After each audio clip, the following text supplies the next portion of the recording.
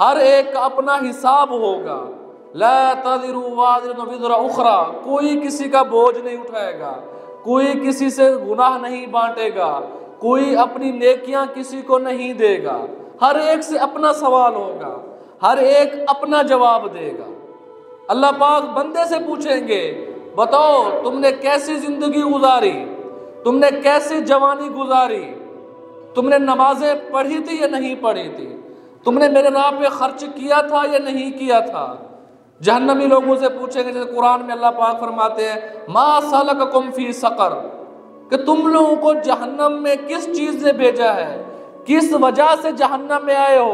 Kalu lump नकु मिनल मुसल्लीन, हम नमाज नहीं पढ़ा करते थे, हमें फजर के वक्त सर्दी लगती थी, हम रातों को फिल्में देखा करते थे, रातों को टिकटॉक देखा करते थे, तो सुबह आंख नहीं खुली, दोपहर को बड़ा मसरूफ था, ग्राहक के रेल पेल थी, ग्राहक आ जा रहे थे, तो मुझे वक्त नहीं मिला जोहर के लिए, असर के लिए मेरे घर की तैयारियां थी, मैं घर जाने के लिए तैयार हो रहा था, अपने दुकान को बंद करके, अपने बिजनेस को बंद करके, तो मुझे असर के लिए वक्त नहीं मिला, मगरिब में बच्चों के साथ मसरूफ हो गया, इशा थका हुआ था सो गया। दूसरे लोग जन्नती होंगे तो जहन्नमी से पूछेंगे, मा सलककुम फी सकर, कालू लम नकु मिनल मुसल्लीन, हम नमाजियों में से नहीं थे, हम नमाज नहीं पढ़ते थे, हम गरीबों पर खर्च नहीं करते थे, हम मिस्कीनों को खिलाते नहीं थे, मेरा हमसाया भूखा सोया होता था, हम उसे कुछ देते नहीं थे खाने के लिए, मेरे घर में मुर्गी पक रही है, मेरे घर में कोरमे बन रहे हैं, लेकिन मेरे हमसाये के बच्चे रो रहे हैं, बिलबिला रहे हैं। तो मेरे भाई, हम में से हर एक ने, जिसने भी जिंदगी पाई है, जो भी इंसान है, सब ने जाकर अपना हिसाब देना है, सब ने जाकर अल्लाह के हुजूर पेश होना है, रसूलुल्लाह सल्लल्लाहु अलैहि वसल्लम के सामने पेश होना है। किस नबी के सामने पेश होना है? जिसने तैफ में पत्थर खाए, फरिश्ते आ गए, ऐ नबी जी पहाड़ों का फरिश्ता मेरे साथ है, आप हुक्म करें इनको दोनों पहाड़ों के दरमियान पीस के रख दे। लेकिन अल्लाह के नबी ने क्या फरमाया? नहीं जिब्रील, मुझे उम्मीद है अल्लाह से, इनकी नस्लों में से ऐसे नौजवान पैदा होंगे जो अल्लाह के साथ शिरक नहीं करेंगे, किसी को शरीक नहीं ठहराएंगे, मेरी इत्तबा करेंगे।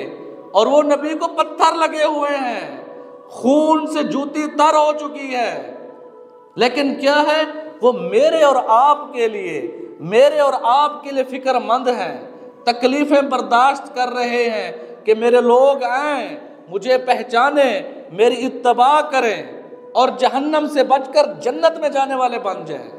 लेकिन अफसोस, जितना हम रसूलुल्लाह के दौर से दूर होते जा रहे हैं, आज 1446 हिजरी साल चल रहा है, जितना हम रसूलुल्लाह के दौर से दूर होते जा रहे हैं, यानी 1436 साल हो गए रसूलुल्लाह सल्लल्लाहु अलैहि वसल्लम को हमसे जुदा हुए, तो हम जितना दूर होते गए उतना रसूलुल्लाह से दूर होते जा रहे हैं। लेकिन जो शख्स कुरान से जुड़ा हुआ है, जो शख्स अहदीस से जुड़ा हुआ है, जो शख्स मस्जिदों से जुड़ा हुआ है, वो रसूलुल्लाह से भी जुड़ा हुआ है।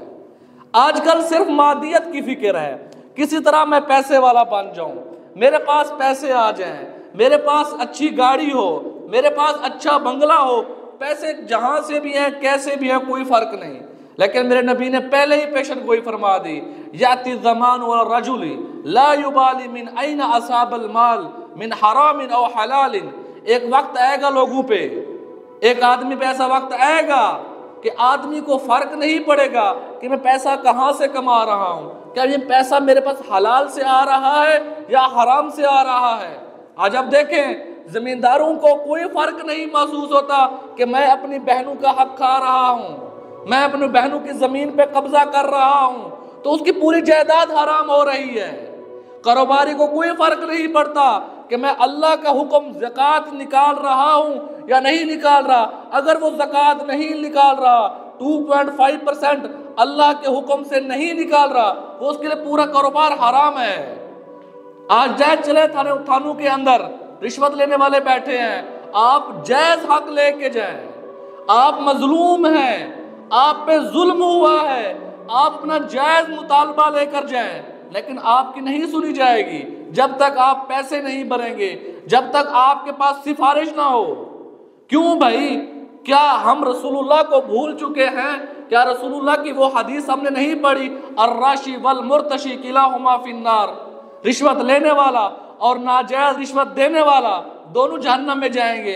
एक बंदे का जायज काम है, उसके गले में फंदा अटका हुआ है, वो बेचारा मजबूर है, आगे ऑफिसर राशि है, रिश्वत लेने वाला है, एक बंदा मजबूर होकर जाकर रिश्वत देता है, और दूसरा बंदा वो है जो नाजायज काम करना चाहता है, किसी पे जुल्म करना चाहता है, वो जाकर रिश्वत देता है। तो मजलूम तो बेचारा वो मजलूम है, वो तो अपना हक वापस ले रहा है। लेकिन जिसने नाजायज रिश्वत दिया और जिसने लिया, वो दोनों जहन्नम में जाएंगे। क्या रसूलुल्लाह सल्लल्लाहु अलैहि वसल्लम के ये कौल हमारे लिए नहीं है? क्या ये मेरे लिए नहीं है? क्या ये आपके लिए नहीं है?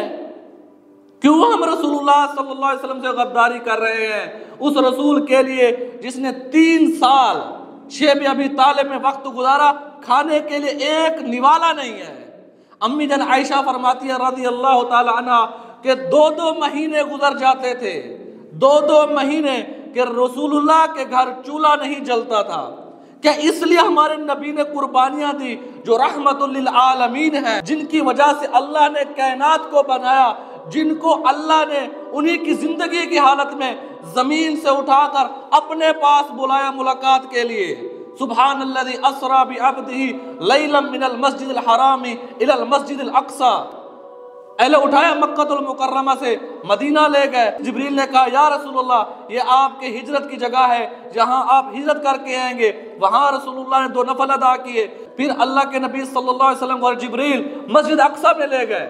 वहां जाके तमाम अंबिया की इमामत की, जहां उनको लक़ब मिला इमामुल अंबिया, अंबिया के इमाम हैं।